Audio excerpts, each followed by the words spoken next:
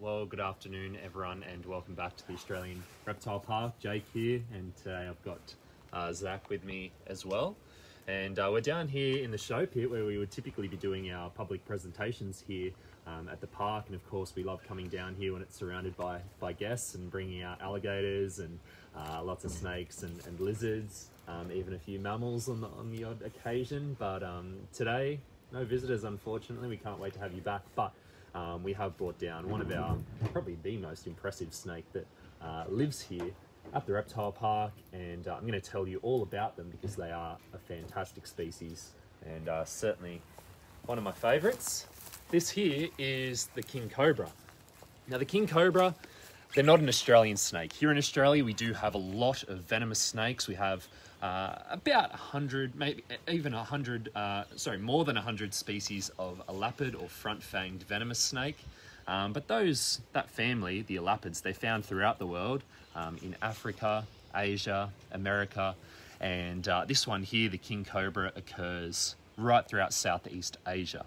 So they're found really from Indonesia, so just to the north of Australia, and then they're found right through Malaysia, Thailand, Vietnam, China, Taiwan.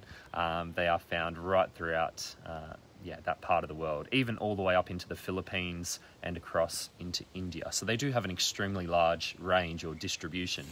Now, on top of having a very large range, of course, as you can see, they are a very, very large snake. The king cobra is the world's longest venomous snake, not the world's longest snake. That goes to the reticulated python, pretty much found in exactly the same part of the world as this snake. But this is the world's longest venomous snake. Now, this is a male, and the male king cobras, they do get much larger than the females. In fact, a really large one could exceed 5 meters in length. That is just a ridiculous size for a venomous snake species, or any snake species really. It's even impressive when you get a 5-meter python, let alone a 5-meter venomous snake. Now this one here, not quite that length, but he is a male, so he will continue to keep growing and he'll get bigger throughout his life. Now, of course, cobras as a whole, they're very famous for that hood. They can raise the front portion of their body, about the first third of their body, and expand their ribs just behind the head. And that enables them to create that hood. And it is, of course, a very menacing thing, and it's purely used as a defensive posture. All that snake's doing is standing up, making itself look larger and more threatening, in the hopes that you're going to back off and leave it alone. Because like any snake, even a big snake like this, he doesn't want to deal with people. He doesn't want to have anything to do with us or any large animals really. So he's going to make himself known, stand up, and try and get you to move in the opposite direction, which of course most people in their right mind certainly would if you were to encounter this snake species out in the wild. Now, if you love snakes like we do, this snake is really one of the things you would most want to see out in the wild. I cannot wait for the day when I see a wild king cobra up in Southeast Asia somewhere. That will be a very, very good day. Now, Zach's going to move this snake around a little bit, and as he does, you'll notice he's using the snake hook, but he's also holding the snake by the tail. Now, the king cobra, we handle these a little differently to what we would our Australian venomous snakes, just because they are so much longer. A really large taipan or mulga snake, it might get 7 feet in length. You might be handling a king cobra though that's 12 or 14 feet. So you really do have a lot of tail that you need to control. So often we're holding the snake a fair bit more further down the body than you typically would. You have a fair bit out the back, which can pose its issues because they are a reasonably arboreal snake. So they do have the ability to wrap that tail around objects, including your arm, and if you've got a king cobra flying back at you, mouth open, and you've got that tail wrapped around your arm, you are going to be in a lot of trouble. So we're always very cautious when we're working with these, but fortunately, particularly the long-term captives, they tend to calm down a fair bit. You can see this snake's just cruising around, not even really hooding up all that much. He's just doing his thing. Got a bit of sun out this afternoon. Of course, out in the wild, king cobras, they're primarily diurnal, which means they're active during the day. And this snake would certainly be enjoying this little bit of late winter sunshine we're getting here this afternoon. Now, perhaps one of the more interesting things about king cobras is what they're feeding on. When we think of snakes as a whole, the majority of them are feeding on either birds or mammals. A lot of them will feed on small lizards like geckos and skinks. The king cobra, on the other hand, is almost exclusively feeding on other snake species. In fact, their scientific name, Ophiophagus, quite literally translates to snake eater. And apart from the maybe occasional monitor lizard, that's all they eat is other snakes. And they'll eat venomous snakes, they'll eat non-venomous snakes, they'll eat pythons. In fact, a few years ago now, a group of my mates were up in Thailand and they actually encountered a king cobra. And not only did they do that, it was eating a reticulated python when they found it. So quite an incredible sight, and that is quite a common occurrence with this snake. They're feeding on other snake species primarily. Now, their venom is quite toxic, and they do have a lot of it, and they also have very large fangs. So certainly not something you would ever want to be bitten by, and they do have an extremely strong, powerful bite as well. So when they bite something, they're unlikely to let go. Of course, if you're feeding on a snake, the ideal part of the body for it to bite that snake on would be just behind the head, because that snake then can't bite back. And they typically just hold on and, yeah, it's basically just kill that snake with brute force, and then they'll swallow it down. And of course, a snake fits into another snake quite well, so they literally just find the head, walk their jaws down that snake's body, and in it goes. Is it common for snakes to eat each other? No, there are some snakes that, you know, a big part of their diet is other snakes. This is probably the most famous of those, but it's not overly common. As I mentioned before, most snakes are either feeding on birds, mammals, or other smaller reptiles. Generally, other snakes aren't a massive part of the diet, but you do have exceptions like this one. Now, the breeding behaviour of the king cobra is quite interesting. The big males like this during the breeding season will come together, and they'll fight over females and over territory. That's what we call ritualised combat. They'll basically entwine themselves with one another, and they'll try and force each other down to the ground.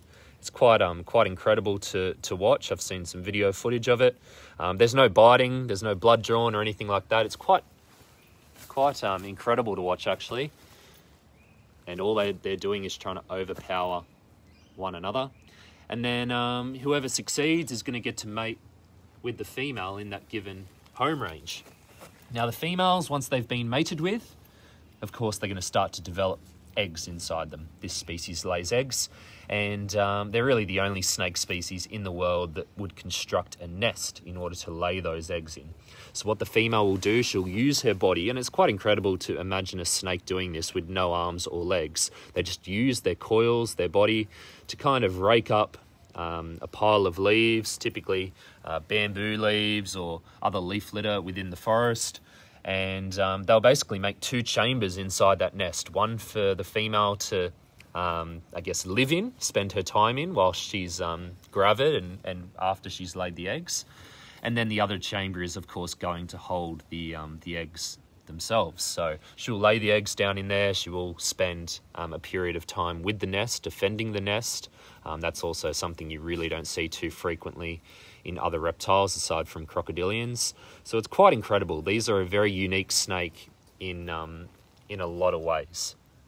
Now, you will notice as well, as the snake's moving around and even whilst it's sitting on the hook, flicking that tongue. Now, the king cobra has quite a prominent purplish blue tongue, and of course they're using that tongue as their main sensory organ. So out in the wild, this snake would be moving through the forest, flicking that tongue, and it would easily be able to pick up on maybe another king cobra in its home range, maybe just another snake species that it wants to make a meal of, or it might even smell another animal like a mongoose or an elephant or something like that. So they're very acute with that sense of taste and smell with the tongue.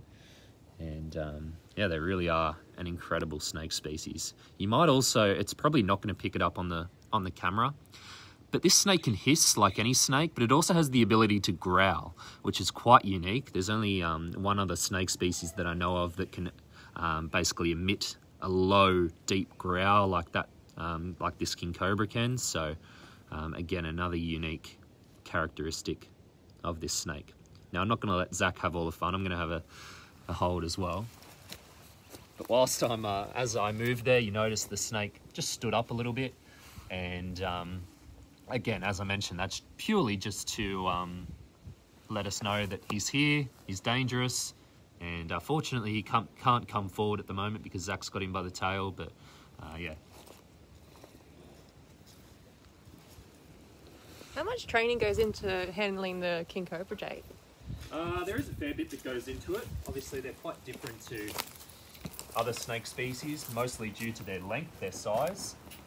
So you do have to be very cautious, and you do need a fair bit of training before you're going to be handling something like this. You want to be very comfortable with our Australian venomous snakes and other exotic venomous snakes before you really spend too much time working with king cobras.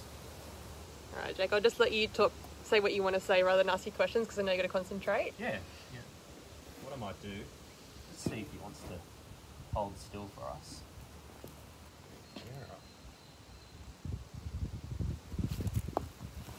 Probably not going to sit still. So what I'll do, I might pass him back to Zach. Zach might even pop him back into the bin because they've been out for a while, and we'll answer some questions about this snake. Would you like me to try and get him to sit? Maybe, yeah. See what happens. All right. Maybe you can answer just some questions for you. Yeah, maybe just hang down there, Jake, and we can check him out. So, are there many colour variations of this species? It's a good question. There certainly are. Most of them look quite different depending on where they're found. So this colour form we're looking at here, kind of this cream, goldish, light colour, is quite typical of king cobras found in Malaysia and Thailand. And then as you move throughout their range, India, Indonesia, they can look very different. Some of them are very, very dark, like the Chinese king cobras, quite dark and heavily banded. So they have beautiful bands, a bit like our tiger snakes here in Australia. And they're typically living in a cooler climate, which would make sense as to why they're a bit darker in colour. And then the Indian king cobras as well can be very dark, very heavily banded. So they are quite variable. You get some beautiful gold, really rich gold coloured kings as well. So they are quite variable. Are they commonly found amongst their range? I mean, they're not a rare snake by any means. They're probably just as common as most snakes.